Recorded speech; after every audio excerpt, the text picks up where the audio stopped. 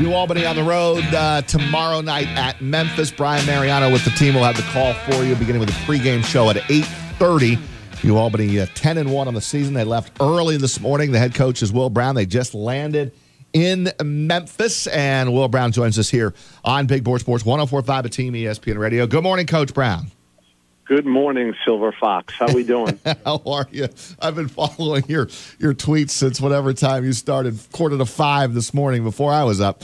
I know that. I just want to go get a AAA membership right now after listening to you. Yeah, but you have to spell my name right, Coach. I got to spell it's D. It's Roger with a D. I got it. Yeah, Roger with a D. Most people just give it the R-O-G. They forget the D, and then they're not going to get the $50. But hopefully we get some people to do that. Let's just start with Siena here and get that off the table before I turn to Memphis.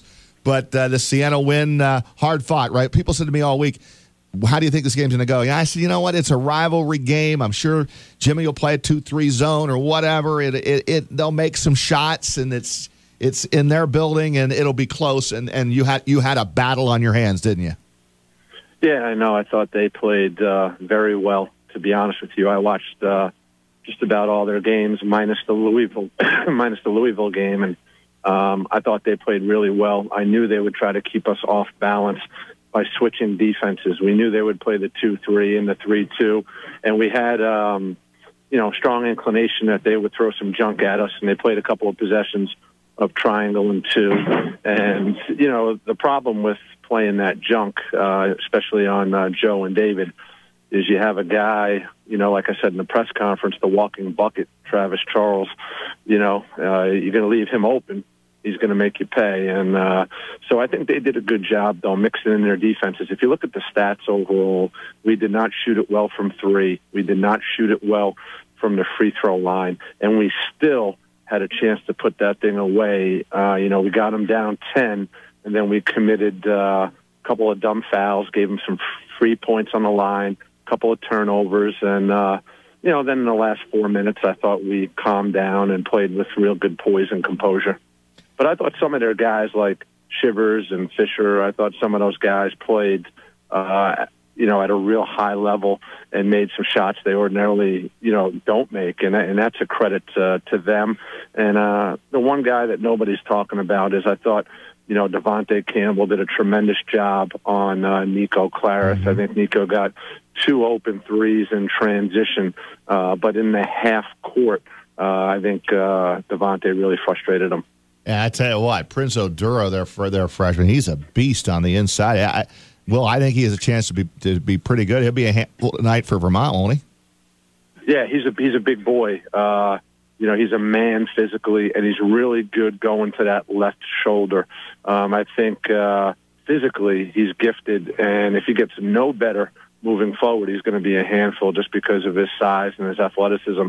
Now, the player development piece, if he continues to work on his game and they work with him, they have something really, if his skill level increases, he's going to have a chance to be, one of the better players in the MAC for sure down the road. I was very impressed with what he did the other night. Yeah, and you brought him up in a pregame show to me, too, that you thought he was a really good player and a big presence on the inside. How do you think they'll do at Vermont tonight? Siena at Vermont. Well, see, Troy Bell-Haynes was out last game with a concussion for Vermont. I don't know if he'll be back for this game, but he's the engine for them. I mean, he makes them go. I just think they could be walking into a buzzsaw just because they're naming the court tonight after Tom Brennan. And how much fun Tom Brennan likes to have, and the energy and enthusiasm that'll be in that building. And then they played our game Saturday night. So, I think that game is a draining game, the Albany-Vermont game.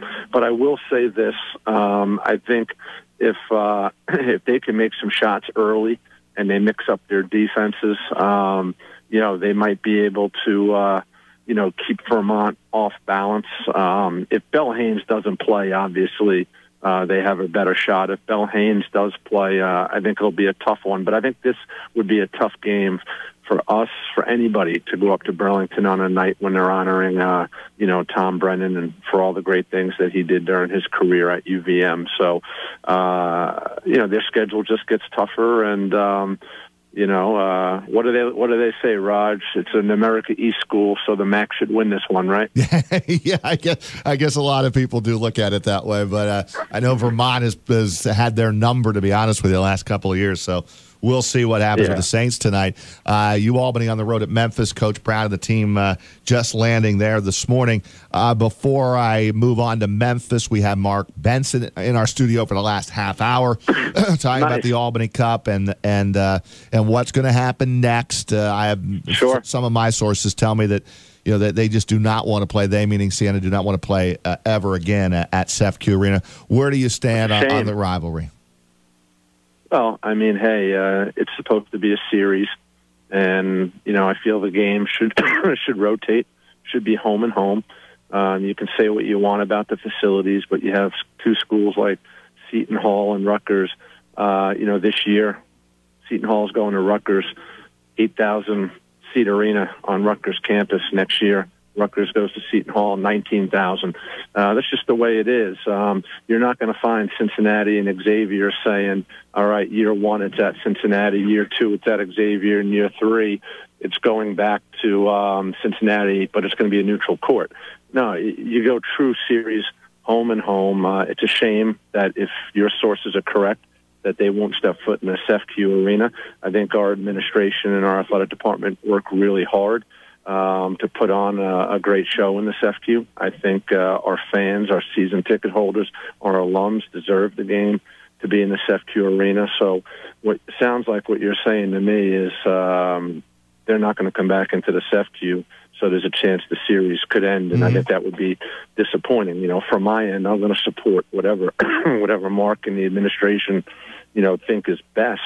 But you're asking me my opinion, and my opinion is the series should continue, but it should continue as a true home and home. Or, like I mentioned in the press conference afterwards, we can create the Doc Sowers Classic. I'd be willing to do it.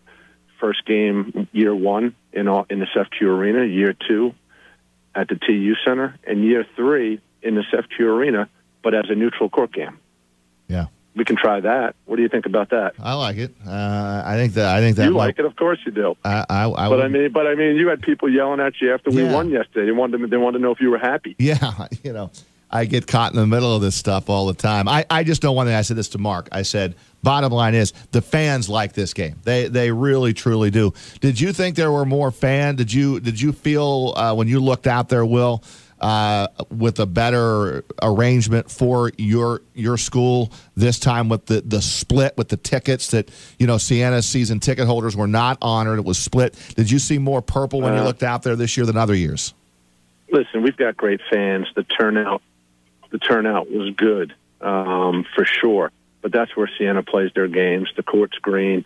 They play all their games there. They get to practice there. So, it is in all reality, regardless of what people want to say, it is a home game for them. But I thought our crowd was outstanding.